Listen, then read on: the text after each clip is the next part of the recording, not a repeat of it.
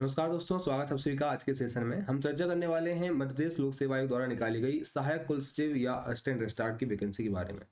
जानते हैं विस्तार से पोस्ट कितनी है, एग्जाम डेट क्या है, पैटर्न क्या रहेगा, सिलेबस क्या रहेगा इस लेक्चर में।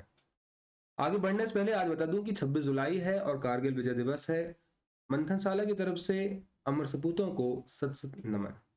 चलते हैं आगे नेक्स्ट पार्ट पर। मैं जो वैकेंसी निकाली गई है उसमें हम देखेंगे 25/9 का एक तरीका 25 जुलाई का ये नोटिफिकेशन है।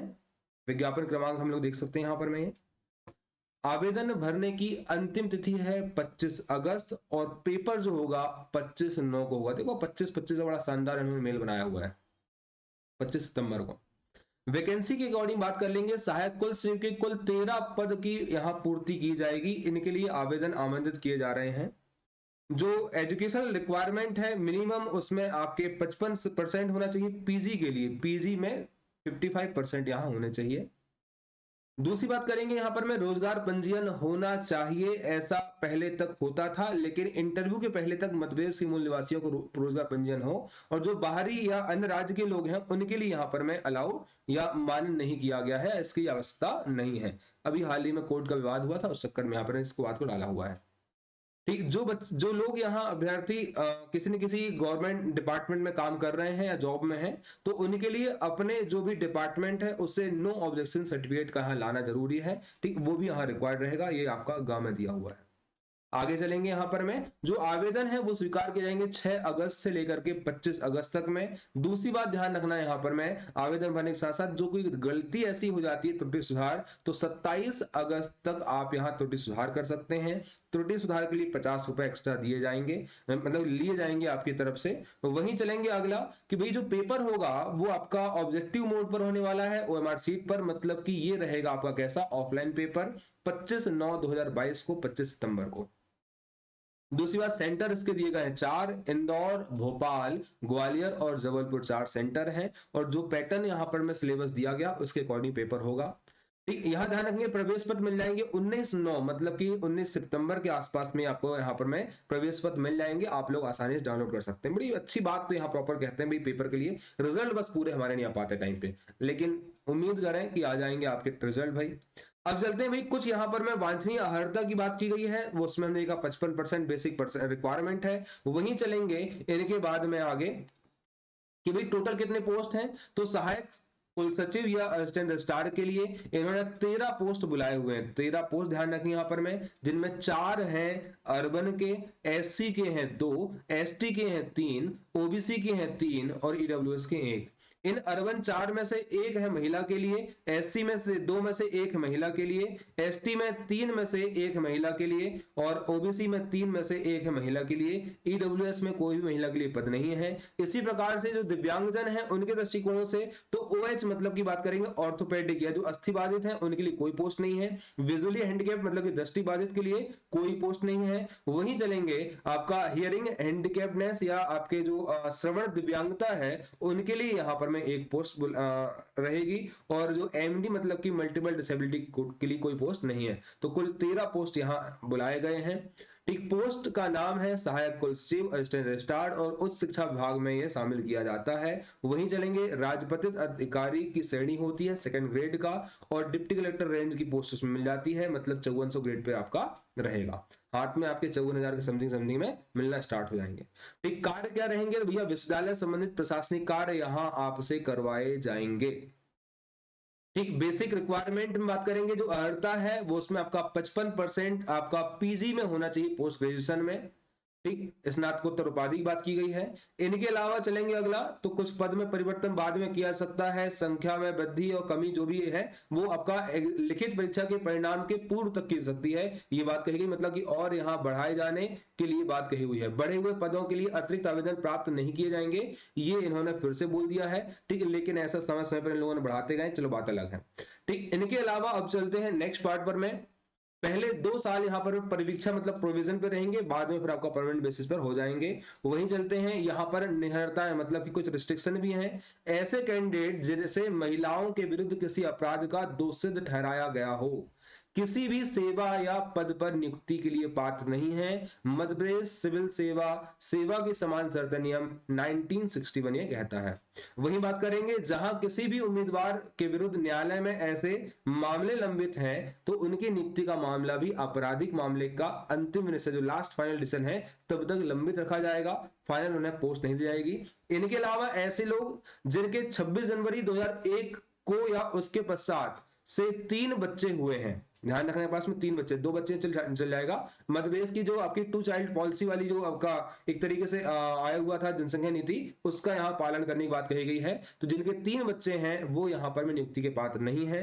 इसी प्रकार से अगला हम चले यहाँ पर में, हाँ, यदि 26 जनवरी 2001 के बाद यदि कोई जुड़वा हो जाते हैं, या मतलब बात करेंगे पहले 1 और बाद में 2 और हो जाए तो फिर उनका मान रहा जाएगा। अगले चलेंगे, एज 21 साल होना चाहिए मिनिमम और 40 साल की यहाँ पर मैक्सिमम यहाँ एज हो, ये बात कही गई है। इसी प्रकार से आयु की गणना 1 जनवरी 2023 से की जाएगी। ठीक, नेक्स्ट चलेंगे, 62 वर्ष की यहाँ पर में अधिक वर्ष की आयु की बात कही गई है। आवेदन शुल्क 250 रुपए है SC ST OBC non criminal के लिए, और बाकी सभी के लिए है 500 रुपया प्लस आपका 40 रुपीज का जो पोर्टल चार्ज रहेगा वो लगेगा। 25 अगस्त तक लास्ट डेट है फॉर्म भरने की। अब चलेंगे आगे भैया, यहाँ पर मैं ये जो एग्जामिनेशन का पैटर्न क्या है उस पर चर्चा करते हैं। जो पेपर है उसमें हम देखेंगे कि इस पूरे दृष्टिकोण को या पेपर को 3 घंटे में रखा हुआ है। पेपर होगा खंड ए या पार्ट ए और पार्ट बी में। पार्ट ए में 150 अंक का पेपर होगा और पार्ट बी रहेगा 300 अंक का। हम यहां बात कर ले रहे हैं 150 और 300 का मतलब यहां रहेगा कि 50 क्वेश्चन आएंगे यहां पर में 3 नंबर के लिए और नीचे आएंगे 100 क्वेश्चन यहां पर में 3 नंबर के लिए। यहां देख सकते हैं इस प्रकार से आपका पार्ट ए में मध्य प्रदेश राष्ट्रीय एवं अंतरराष्ट्रीय स्तर का सामान्य ज्ञान, कंप्यूटर का आधारभूत ज्ञान जो आगे सिलेबस पर चर्चा करेंगे। यहां रहेंगे 3 क्वेश्चन मल्टीप्लाइड बाय 3 मतलब कि अपना कितना 50, दैट इज इक्वल टू यहां बोलेंगे आपका 150। तो 50 क्वेश्चन 3 नंबर के लिए और यहाँ 3 नंबर के लिए 100 क्वेश्चन बराबर 300। इस प्रकार से आपका 450 का पेपर होगा प्लस 50 नंबर का इंटरव्यू, तो 500 में से आपकी मार्किंग होकर के यहाँ पर में लिस्ट बनेगी। तो वहां चलेंगे, खंड ए में मध्य प्रदेश राष्ट्रीय अंतरराष्ट्रीय स्तर का सामान्य ज्ञान रखा गया है, कंप्यूटर का आधारभूत ज्ञान होना चाहिए, ये बात कही गई है। सबसे महत्वपूर्ण बात यह है कि पेपर आपका ऑब्जेक्टिव ABCD ऑप्शन के बेसिस पर रहेगा। ठीक, इनमें से अगली महत्वपूर्ण बात एक और ये है कि भैया इसमें नेगेटिव मार्किंग भी रहेगी। चलते हैं इस पूरी कहानी को देखते हुए यहां से आप देखिएगा आपका इस प्रकार से बना हुआ 3 घंटे का पेपर रहेगा। 50 प्रश्न खंड आ के लिए और 100 प्रश्न रहेंगे आपके पास में खंडवा के लिए, 3-3 अंक रहेंगे। इनमें अब ध्यान रखना है कि 40% अंक समान अध्ययन में और भाग ब में 40% अंक पृथक पृथक प्राप्त करना अनिवार्य रहेगा। मतलब कि सेक्शनल कट ऑफ 40% आपको यहाँ लाना जरूरी है। ठीक, मान लेते हैं आपने यहाँ पर मैं सोच लिया, चलो भैया हम यहाँ पर क्या कर लेते हैं कि इस पूरे 50 क्वेश्चन में, ठीक, यदि देखें तो आपका 40% नहीं 100% आपने कर दिया और इधर आपके कम हो गए तो ऐसा काम नहीं चलेगा। ठीक, आपको यहाँ पर दोनों में बराबर बराबर अंक लाना पड़ेगा। प्लस यहाँ पर नेगेटिव मार्किंग भी की गई है। नेगेटिव मार्किंग रहेगी, ध्यान रखना है, नेगेटिव 1/3 की नेगेटिव मार्किंग रहेगी। मतलब एक सही उत्तर के लिए 3 अंक मिलेंगे और वहीं पर देखा जाएगा एक गलत उत्तर के लिए -1 अंक किया जाएगा। ठीक, क्लियर यहां तक में? तो 3 क्वेश्चन सॉरी आपका यदि गलत हो जाते हैं तो 1 क्वेश्चन के बराबर यहां पर इंपैक्ट डालेगा, तो 3 नंबर कट जाएंगे। इस तरीके से यहां पर इन्होंने बोला हुआ है। ठीक, वहीं पर अब देख लेते हैं इनका सिलेबस क्या कहता है भैया, पूरा यहां पर देखेंगे हम लोग। तो हमारे बेस पर रहेगा, ऑफलाइन पद्धति पर ये पेपर होने वाला है। ठीक, नेक्स्ट अगला, सारी कहानियां तो पुरानी जैसी रहती है, सिलेबस पर जाते हैं सीधे हम लोग। तो हर बार की तरह यहां पर मैं सिलेबस, अच्छा एक अच्छी बात यह है कि मध्य प्रदेश के जितने एग्जामिनेशन दो एमपीपीएससी के अलावा में, और एमपीपीएससी की बात करेंगे, कुछ पार्ट उन्होंने कॉमन डाल दिया पार्ट ए में। जैसे आपका यूनिट 1 जो है उसमें मध्य प्रदेश का इतिहास, संस्कृति और साहित्य, ये एमपीपीएससी में भी है। आप यहाँ पर में एडीपीओ दोगे उसमें भी रहेगा। इनके अलावा बाकी सारी एग्जामिनेशन में भी ये पार्ट रहेगा। तो आप यहाँ तैयारी एक बार पढ़ लें, बाकी पूरा काम तो हो जाएगा। तो मध्य प्रदेश का इतिहास की महत्वपूर्ण घटनाएं इसमें शामिल की जाएंगी और राजवर्ष, इस पर हम लोग क्लास लेकर आएंगे आगे। स्वतंत्रता आंदोलन में मतभेद का योगदान क्या रहा है, इस पर भी क्लास लेकर आएंगे, ऑब्जेक्टिव क्वेश्चन सॉल्व करेंगे। मतभेद की कला एवं संस्कृति जो भी कल्चर है उस पर चर्चा की जाएगी। भैया यहाँ पर मेले कौन कौन से हैं, नृत्य कौन कौन से हैं, बोलियां, साहित्य और बाकी सारी चीजें, जो कला संस्कृति बात करेंगे पास में, ठीक, आपके जो प्लेस हैं इंपॉर्टेंट वाली सारी, वो पर्यटन संबंधित।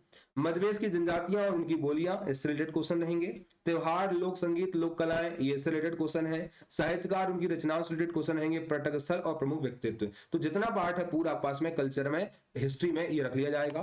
दूसरा यूनिट 2 जो है मतभेद का भूगोल संबंधित रहेगी। वन, पर्वत, नदियां, जलवायु, प्राकृतिक एवं खनिज संसाधन, परंपरागत एवं गैर परंपरागत संसाधन मतभेद के संदर्भ में, और मतभेद की सिंचाई एवं विद्युत परियोजनाएं जो हैं वो यहाँ शामिल की जाएंगी। इनके अलावा अगला चलते हैं, मतभेद की राजनीति एवं अर्थशास्त्र से रिलेटेड टॉपिक यहाँ रहेगा। मतलब जो polity and economics of the MP, जिसमें राजनीति व्यवस्था, राज्यपाल, मंत्रिमंडल, विधानसभा, पंचायती राज व्यवस्था, सामाजिक या सोशल जो सिस्टम, वो डेमोग्राफी की बात करेंगे, वो आर्थिक विकास, जो मतभेद का इकोनॉमिक डेवलपमेंट, वो क्वेश्चन क्या रहेंगे। एमपी के जो इंडस्ट्रीज हैं वो, तो इन पर भी हम लोग पूरा एक सेशन लेकर आने वाले हैं। आप इस चैनल को सब्सक्राइब कर लीजिएगा तो आपकी नोटिफिकेशन मिलते जाएंगे। कृषि एवं कृषि आधारित उद्योग यहाँ पर पूछे जाएंगे, ये भी एक और इंपॉर्टेंट पार्ट है।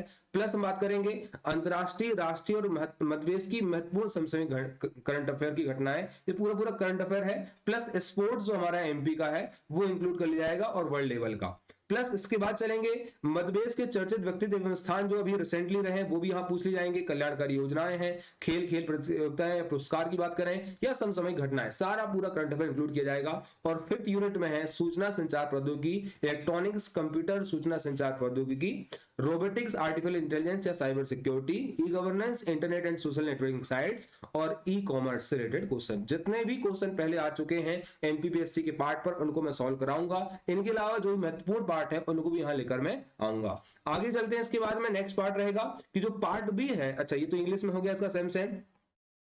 नेक्स्ट चलेंगे पार्ट बी, क्या कहता है भैया, तो इसमें विश्वविद्यालय शिक्षा एवं प्रशासन से रिलेटेड पार्ट है। 100 क्वेश्चन यहाँ आएंगे 300 नंबर के लिए। इकाई 1 जो है उसमें उच्च शिक्षा, मतलब कि भैया जो हायर एजुकेशन का स्ट्रक्चर क्या है, प्रकार कौन कौन से हैं, ठीक, वो पूछा जाएगा। जो अलग अलग ऑर्गेनाइजेशन, उनका जो स्ट्रक्चर है, उनके ऑब्जेक्टिव्स और इनके पास में जो कार्यक्रम या दायित्व वगैरह है वो, जैसे कि विश्वविद्यालय अनुदान आयोग यूजीसी, राष्ट्रीय मूल्यांकन एवं प्रत्यायन जो प्रत्यायन परिषद है वो नैक, वो अखिल भारतीय तकनीकी शिक्षा परिषद जो एआईसीटी जो होता है वो, राष्ट्रीय चिकित्सा आयोग, राष्ट्रीय अध्यापक शिक्षा परिषद मतलब कि एनसीटीई जो है national council for teacher education वो, bar council of India, pharmacy council, ठीक, नर्सिंग काउंसिल, भारतीय कृषि अनुसंधान परिषद, भारतीय वेटनरी काउंसिल एवं आयुष से संबंधित जो भी पार्ट है उनको इंक्लूड करेगा। इसके अलावा में उद्देश्य कार्यक्रम इनके कौन कौन से, जैसे कि शिक्षा मंत्रालय, इससे संबंधित इकाइयां कौन कौन सी हैं, जो रूसा अभियान है, ठीक, या पास में अन्य प्रकार के और जो अभियान है, department of science and technology जो है उसके क्या क्या पार्ट है, ठीक, प्लस डिपार्टमेंट ऑफ बायोटेक्नोलॉजी के क्या उद्देश्य कार्यक्रम वो यहाँ पूछे जाएंगे। राष्ट्रीय सूचना और केंद्र के उद्देश्य कार्यक्रम जो है वो, ठीक, अंतरराष्ट्रीय संस्थाओं और संगठनों के उद्देश्य, उत्तरदायित्व एवं कार्यक्रम यहाँ पूछ जाएंगे।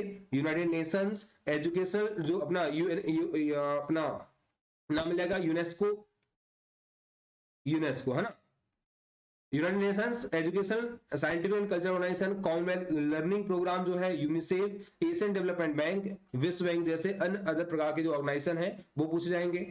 उच्च शिक्षा समान प्रशासन में यूनिट 2 है मध्यप्रदेश लोक सेवा आयोग का कार्य संगठन, उत्तरदायित्व एवं नियंत्रण की अवधारणा, इसमें एडमिनिस्ट्रेशन आएगा, पूरा पूरा पब्लिक एडमिनिस्ट्रेशन बात कर रहे हैं। प्रशासन पर विधायी, कार्यपालिक एवं न्यायिक नियंत्रण तथा स्थानीय प्रशासन संबंधित प्रश्न यहाँ रहेंगे। जो ऊपर पंचायती राज हमने पढ़ा, मध्यप्रदेश की पॉलिटी पढ़ा, उससे रिलेटेड क्वेश्चन रहेंगे। नगरीय एवं प्रशासनिक जनसहभागिता सूचना का अधिकार अधिनियम 2005, इससे रिलेटेड जो भी प्रावधान है क्वेश्चन वो यहाँ पूछ जाएंगे। जन शिकायत की निवारण की जो मशीनरियां है, ओम्बुड्समैन जो कहलाता है, जैसे निष्ठा आचार संहिता, शिकायत निवारण अधिकारी जो होते हैं, लोकपाल है, सीएम हेल्पलाइन है, ऐसे जो ऑर्गेनाइजेशन उन पर पूछा जाएगा। और लोक सेवा गारंटी अधिनियम 2010 से रिलेटेड क्वेश्चन यहाँ पूछे जाएंगे। इनके अलावा शैक्षणिक प्रशासन यूनिट नंबर 3 है, तो मध्यप्रदेश विश्वविद्यालय अधिनियम 1973 एवं पश्चातवर्ती अधिनियम तथा उनके अंतर्गत परिनियम जो है वो पूछे जाएंगे। विनियम एवं मध्यप्रदेश विश्वविद्यालय महाविद्यालयों के संबंधित जो नियुक्तियां एवं अन्य प्रकार के शोध है यहाँ पूछे जाएंगे। अगला रहेगा इकाई 4 में मध्यप्रदेश उच्च शिक्षा का प्रशासन, मध्यप्रदेश उच्च विभाग से जो संगठन या जो बाकी चीजें हैं वो क्वेश्चन यहाँ आएंगे, जैसे यूजीसी, राष्ट्रीय अध्यापक शिक्षक परिषद, अखिल भारतीय, ये तो सेम ऊपर गई हो गया वो है ना। तकनीकी परिषद, टीचर काउंसिल वाला, राष्ट्रीय मूल्यांकन परिषद एवं प्रत्यायन परिषद जो है, UNESCO, UNICEF, world bank, Asian development bank, MP bar council and MP council of science and technology, council for scientific and industrial research, भारतीय कृषि अनुसंधान परिषद, सूचना एवं तकनीकी विभाग, ये इनसे रिलेटेड प्रश्न रहेंगे। इनका संगठन क्या है, कितने अधिकारी बैठते हैं, ऐसे क्वेश्चन पूछ लेगा। टॉप पर कौन होता है, ये क्वेश्चन पूछ लेगा। वर्तमान में कौन प्रमुख है, ये क्वेश्चन पूछ लेगा। कौन सा स्कीम इसके द्वारा लाई गई, ये क्वेश्चन पूछ लेगा। आगे में जो पिछले 2018 में क्वेश्चन आया था उसको चर्चा करूंगा, ठीक, नेक्स्ट अगले लेक्चर में। यूनिट 5 जो है वो विश्वविद्यालय की प्रशासनिक व्यवस्था से है। जैसे विश्वविद्यालय में कौन कौन से प्रशासनिक अधिकारी होते हैं, उनकी भूमिका क्या है, उनका उत्तरदायित्व कार्य क्या होते हैं। इसी प्रकार से विभिन्न विश्वविद्यालय समितियों की भूमिका व कार्य तथा समन्वय संबंधी जो कार्य होते हैं वो महासभा या साधारण परिषद, कार्य परिषद या विद्या परिषद या उसकी समितियों क्या कार्य होते हैं वो पूछ लेगा। विश्वविद्यालय का अध्ययन मंडल या परीक्षा समिति या परीक्षा परिणाम समिति क्या होती है, उनके रिलेटेड क्वेश्चन पूछ लेगा। और न्यायालयीय प्रक्रिया जो होती है उनसे संबंधित प्रश्न पूछ लेगा। इनके अलावा वित्तीय प्रबंधन की बात करेंगे यहाँ पर मैं, जैसे कि बात आ जाएगी वित्तीय प्रबंधन की अवधारणा क्या है, बजट निर्माण की प्रक्रिया क्या होती है, लोक ऋण और अनुदान की बात पूछ लेगा यहाँ पर मैं। अंकेक्षण जो ऑडिटिंग होता है वो वार्षिक प्रतिवेदन की बात कर लेगा। हालांकि ये थोड़ा बहुत रखा हुआ, लेकिन इसमें लास्ट टाइम टैली के भी क्वेश्चन पूछे थे, 4-5 क्वेश्चन टैली के आए थे। लोक लेखा समिति क्या होती है, स्वायत्ता एवं स्व-वित्तीय पोषण का महत्व क्या होता है, और मध्य प्रदेश भंडार क्रय नियम तथा सेवा उपार्जन नियम 2015 से रिलेटेड क्वेश्चन भी पूछे जाएंगे। अगला आता है यूनिट नंबर 7 में शिक्षण एवं शोध में। तो ये आपका एप्टीट्यूड, जो टीचिंग एप्टीट्यूड से रिलेटेड क्वेश्चन पूछा हुआ है। शिक्षण अभिक्षमता, एक प्रकृति, उद्देश्य, विशेषताएं और आधारभूत आवश्यकताएं, जो जब नेट का पेपर हम लोग देते हैं उसमें इंक्लूड कर लिया जाता है। शिक्षण को प्रभावित करने वाले कारक कौन कौन से हैं वो आ जाएगा। ठीक, शिक्षण सहायक सामग्री एवं उपकरण कौन कौन से हैं वो क्वेश्चन पूछ लेगा। मूल्यांकन की प्रणाली क्या है उससे रिलेटेड क्वेश्चन पूछ लेगा। और शोध कार्य क्या है, इसका अर्थ क्या होती है, विशेषताएं और प्रकार से रिलेटेड क्वेश्चन यहाँ पूछ लेगा। शोध कार्य में नैतिकता के बारे में क्वेश्चन यहाँ पूछेगा। इसी प्रकार से यूनिट नंबर 8 जो है वो है राष्ट्रीय शिक्षा नीति 2010 से रिलेटेड क्वेश्चन रहेंगे। भैया जो पास न्यू एजुकेशन पॉलिसी आई है उसका दृष्टि संकल्प क्या है, औपचारिक एवं दूरस्थ शिक्षा का मतलब क्या होता है, व्यवसायिक, तकनीकी, विधि, चिकित्सा शिक्षा, कृषि एवं समाज शिक्षा की बात करेंगे। ये एमपीपीएससी में पहले रखा हुआ था, कहां पर, पेपर 2 के पार्ट बी, मतलब मेंस में रखा हुआ था ये टॉपिक पूरा पूरा। तो बहुत सारे पार्ट जो एमपीपीएससी वाले देने वाले बच्चे हैं जिन्होंने मेंस लिखा हुआ है वो तो पूरा पूरा यहाँ कवर हो जाएगा। मध्य प्रदेश में आपका मूल्य आधारित शिक्षा, कौशल विकास एवं नीति प्रशासन संबंधित कार्यक्रम पूछे जाएंगे। मध्य प्रदेश उच्च शिक्षा और नियामक आयोग की बात करें तो मध्य प्रदेश एवं शुल्क विनियामक समिति, निजी विश्वविद्यालय नियामक आयोग, मध्य प्रदेश मानव अधिकार आयोग, राज्य महिला आयोग, एससी आयोग, एसटी आयोग, अल्पसंख्यक आयोग, ओबीसी, और मध्य प्रदेश पिछड़ा वर्ग कल्याण आयोग, ये सारे आपस में वो आयोग रख दिया उधर साइड जैसी यूनिट 10 के समान में। और अगले कुछ क्वेश्चन यहाँ पे होंगे, 5-5 क्वेश्चन आते हैं हिंदी के और इंग्लिश के, ये आएंगे पास में पैराग्राफ, और पैराग्राफ के बेसिस पर आपको आंसर करना है, ठीक है ना। तो इस प्रकार से ये आपकी 10 यूनिट है, 10 यूनिट में से हमारे पास में टोटल आएंगे 100 क्वेश्चन। ध्यान रख लीजिएगा 100 क्वेश्चन है। हालांकि 5-5 क्वेश्चन आएंगे, या कितने आएंगे एग्जैक्टली, पूरे 10-10 क्वेश्चन आएंगे एग्जैक्टली जानकारी नहीं है, ठीक है, ऐसा हमेशा फॉलो नहीं हो सकता। लेकिन हाँ, इसमें 5 क्वेश्चन यहां से आए थे, 5 क्वेश्चन यहां से आए थे, मतलब कि भैया ये फॉलो इस चीज को करेगा। ठीक, तो ये आपका सिलेबस पैटर्न हुआ और सारी कहानियां। बहुत ज्यादा टाइम नहीं है, 25 सितंबर को पेपर रखा हुआ है, मतलब कि पेपर आपका टाइम पर हो जाएगा। तो तैयारी आप लोग प्रॉपर रखिएगा। पेपर रहेगा 25 सितंबर को, ध्यान रखेंगे। कुल 13 पोस्ट हैं, मतलब कि कंपटीशन बहुत ज्यादा है, टफ है, फाइटिंग बहुत सारे लोगों से करना पड़ेगा। तो जुड़ जाइए अभी से। इसके लिए मैं क्लासेस यूट्यूब पर लेकर आऊंगा फ्री सभी के लिए, तो चैनल को आप लोग सब्सक्राइब कर लीजिएगा, ठीक। और जो नोट्स और अपडेट जो भी चाहिए होगा आपको वो सब मिलेगा मंथनशाला टेलीग्राम चैनल पर में, और कॉन्टैक्ट नंबर है 8982744794। सारी बातें डिस्क्रिप्शन बॉक्स पर आपको मिल जाएंगी, आप लोग वहां कॉन्टैक्ट कर सकते हैं। Thank you.